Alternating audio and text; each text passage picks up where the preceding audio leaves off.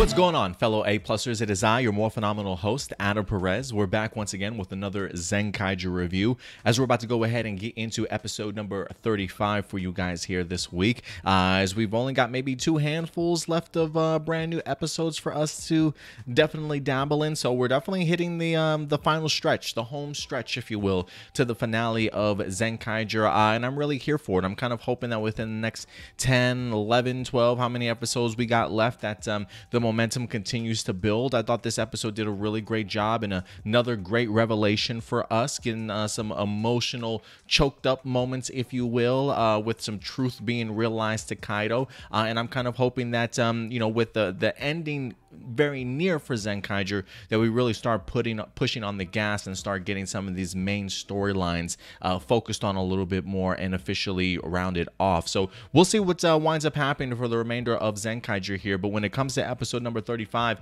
this is one that I really enjoyed. I certainly did for the most part, despite the fact that half of the dialogue in this episode truly is one word in diamonds, when that's all that we have the Zenkaiger certainly saying in this episode. Overall, I had an enjoyable time. I thought the action really came through. We had ourselves another CGI Zord battle, in which we'll talk about here in just a little bit. I really enjoyed the reactions that the Zenkaigers wind up having in this episode, and then of course the big reveal when it comes to Hakaiser and Kaito, really going a long way, I think, in showcasing not only the emotional side of Kaito, but somebody that continues to be extremely positive despite some of the downsides that wind up happening in this episode. So I definitely thought this episode shined, and certainly in a lot of ways. And that definitely begins with our villain of the week here in the Diamond world that we wind up getting, who simplistic enough in the sense that his power just, once he puts his power on you, it really makes it difficult for you to do just almost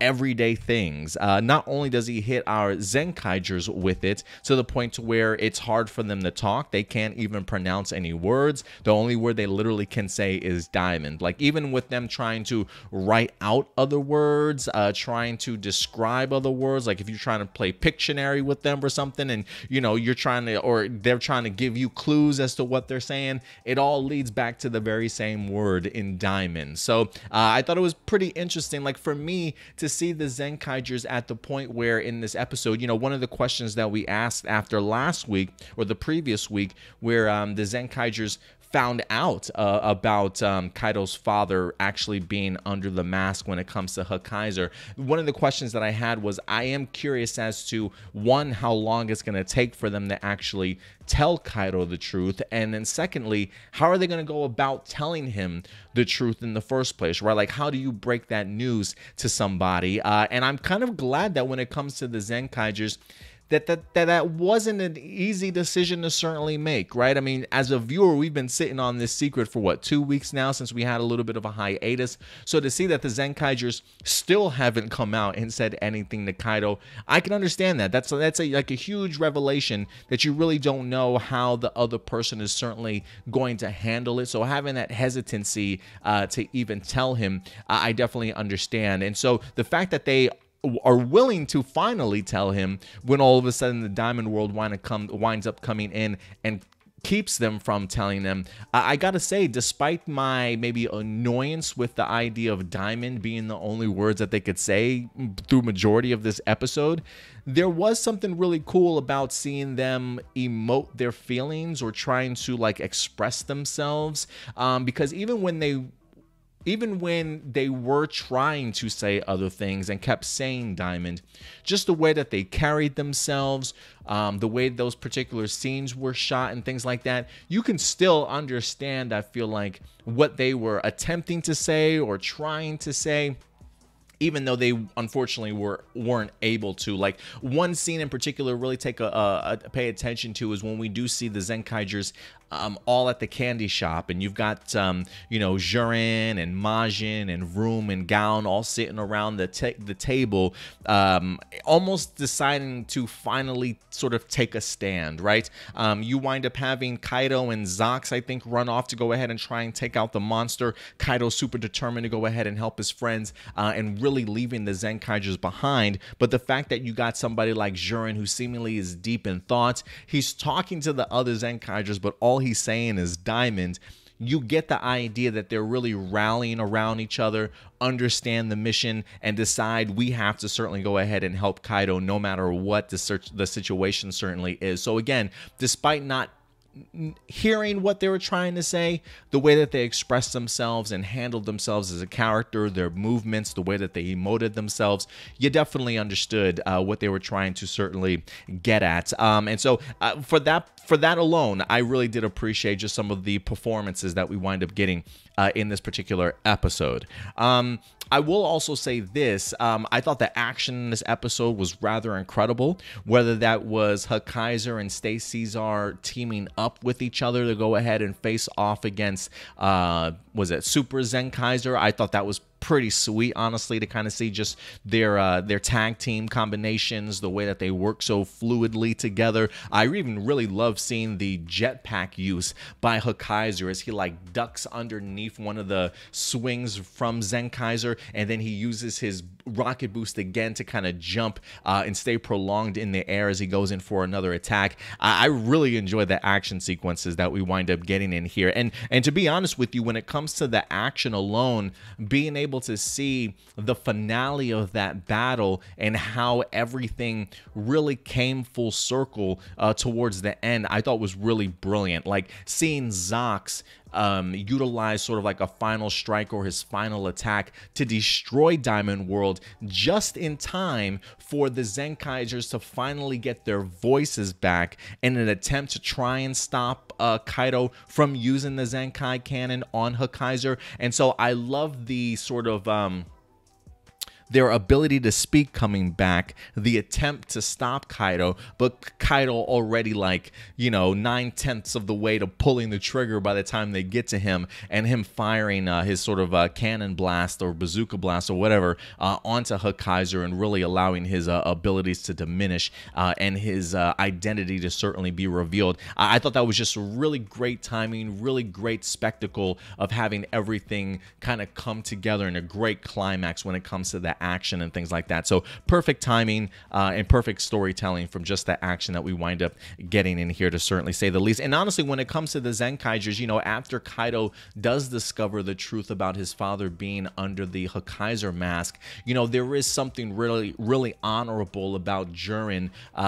for being able to step up and sort of apologize to Kaito. Even though Kaito doesn't tell him they need to apologize and tells them, stop bowing, get off your knees, stand up sort of thing. It's okay, guys. I love the fact that the Zenkaigers, while fumbling over themselves to maybe come up with excuses as to why they didn't tell Kaito any sooner, I do love the fact that Jiren at least mans up and is like, you know what, those are all excuses. We probably should have told you this from the get-go. And I definitely agree with him. They definitely should have, right? Like sometimes it is difficult. And trust me, I feel like I was just in this situation literally earlier on this week, right? Like hearing heavy news that pertains to somebody else that you feel that person should know, despite the fact that it might hurt them or make them upset a little bit, right? But you kind of look at their certain circumstances and you think to yourselves like, maybe I can hold off on telling them this. Maybe when they're in a better position mentally, I can kind of tell them this sort of thing, right? But it really comes down to the sense of you probably should have told them just from the beginning sort of thing, regardless of how it was going to, how they were certainly going to take it, because it's a truth that they certainly needed to hear, right? So I really enjoyed the Zenkaiger's use in this episode, to say the least. But speaking of the reveal for Kaito, I love the reveal here when it comes to Hakaiser finally showcasing that he is in fact Kaito's dad. I mean, we saw it the previous episode. The Zenkaigers only found out, the Kikainoids themselves found out, but this is where Kaito officially finds out. And so for me, I would be lying if I said I wasn't a little bit choked up. I got that big lump in my throat, especially to the point to where, especially when we see Kaito's father become very lucid and all of a sudden remember where he's at. We didn't get to that point when the reveal initially happened, because I believe they came in rather quickly. Ijiru came in rather quickly after Hakaiser's helmet came down and he was revealed to go ahead and get homeboy back to the Toji Tendo base. So he didn't have that minute to himself to come back. So the fact that Kaito's father is very much alive, very much aware of his surroundings and what's certainly going on, to be able to get your eyes back on your son after all these these years after being kidnapped, and just having that moment between father and son, really impactful stuff. And then to have him sort of taken away once again, this time by Stacey Zord, talk about heartbreak, right? Like, you would think that Kaido as a person would be harboring a lot of that hurt, a lot of that pain of having his father there and then sort of taken back, maybe a little bit upset at the idea that his own teammates knew and they didn't tell him any sooner. But that's not the case with Kaido, and I think this is another great example for the Kaido character as to why I enjoy him so much as a character, and also as a Red for Super Sentai, is just being a leader, the way that he certainly handles his adversity, right? Like, just the momentum and the determination he has to go ahead and save his teammates in the beginning of this episode, right? Understanding, hey, I got to take care of this diamond guy in order to get my Zenkaiger friends talking normal again. So kind of take that same mentality and use it to really harbor any push back any resentment and negative feelings that he certainly might have about the situation that he finds him in, to be able to take that negativity and somehow turn it around into a positive, and just be like, well, look, it's a terrible situation that we find ourselves in with my dad being captured and everything and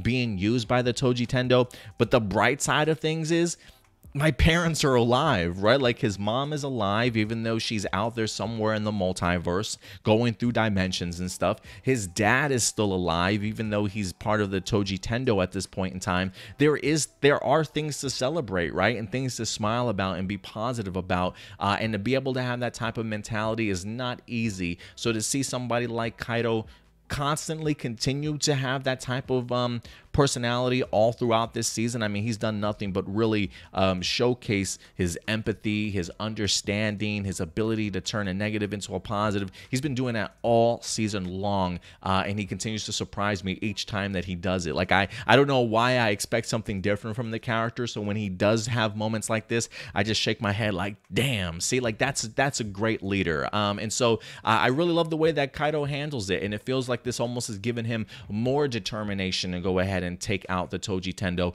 and gives him something even more to certainly fight for. So I was really taken aback by Kaido's appearance in this episode, along with how they handled the Zenkaigers.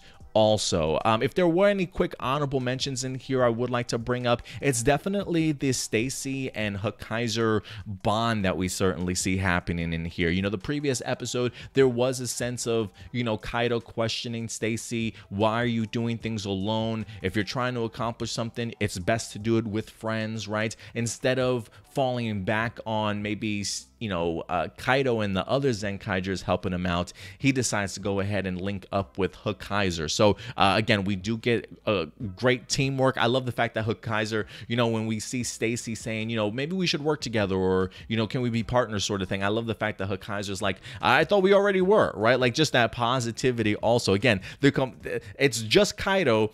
Hakaiser's pretty much just Kaido, just on the Toji Tendo side. But still with that positivity that, if you ask me, certainly still did go a very long way. So I was a big fan of seeing how they coexisted in here.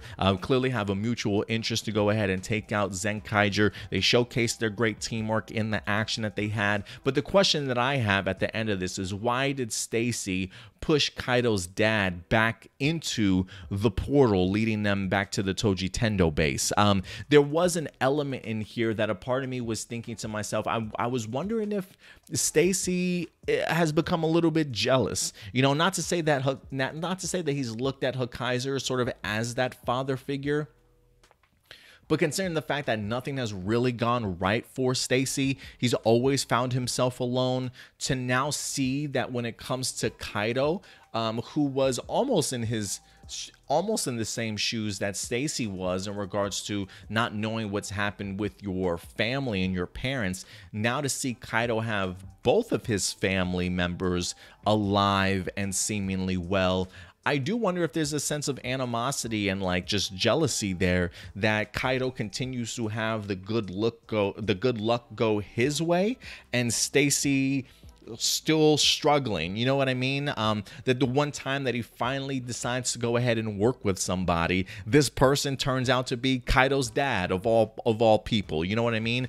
So I do wonder if there was a sense of jealousy. I don't know if it's like, I'm mad you got your dad and my dad's fucking Barashitara. I don't know if that's it. I don't know if there's a jealousy or, you know, the idea that like, hey, you're now bonding with my partner that I just established. Or maybe it's a case of like, hey, I need to get this dude back to Ijiru's lab and base so he can go ahead and fix him so that we don't have this situation again. I'm not quite sure, but I kind of want to know what Stacey's mentality is, and hopefully maybe we'll get some explanation in regards to his actions.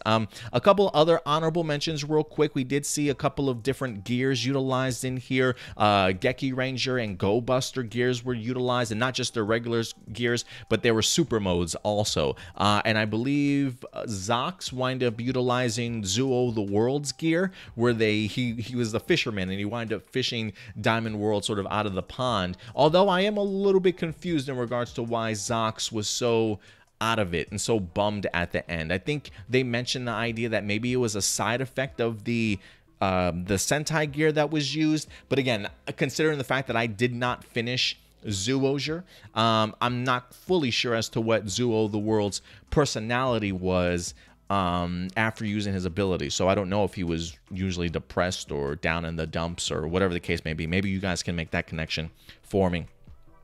But other than that, you know, the action worked out really well. I do want to talk a little bit more about this CGI Zord fight that we wind up seeing. I'm still unsure about it, guys. You know, there are moments when the graphics are pretty clean, but maybe too clean, if that makes any sense. Like, I get the idea that the CGI really allows for some really great dynamic shots and angles that you probably couldn't get if you're utilizing, you know, humans in these big suits sort of thing.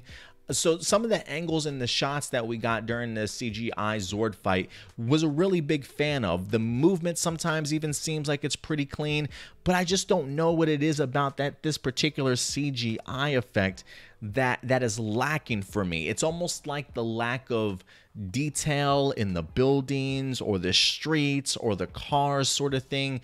It feels just, there's something that wants to say lazy, but I don't want to say lazy because it looks like the CGI is, you know, like they've put a lot of work into it. You know what I mean? But I just feel like despite the work that's put into it, it just feels like it's just not detailed enough, almost like it's a prototype or like a concept art sort of thing, and not something that's fully realized yet to its ultimate ability. You know what I mean? So you know, when I see the sidewalks empty and the, you know, the random trees and the no cars on the street and just buildings with the smoothest sides and the clean windows, you know, like there's no attention to detail to at least show we're attempting to make this as real as possible, even though it's CG. So it just feels a little bit too empty, a little bit too scaled back, not detailed enough, maybe a little bit too clean, and just feels very unfinished.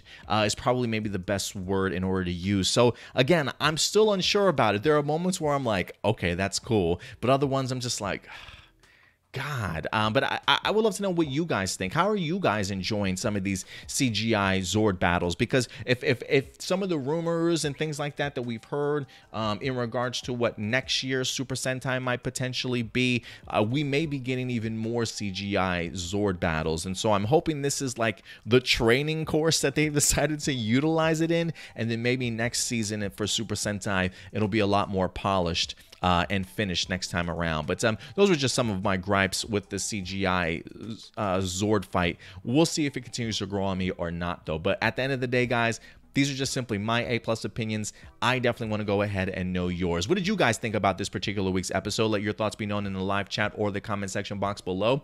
And until next week, guys, I think that's going to do it for us. So until then, do me a big favor as always. Take care of yourselves. Take care of each other.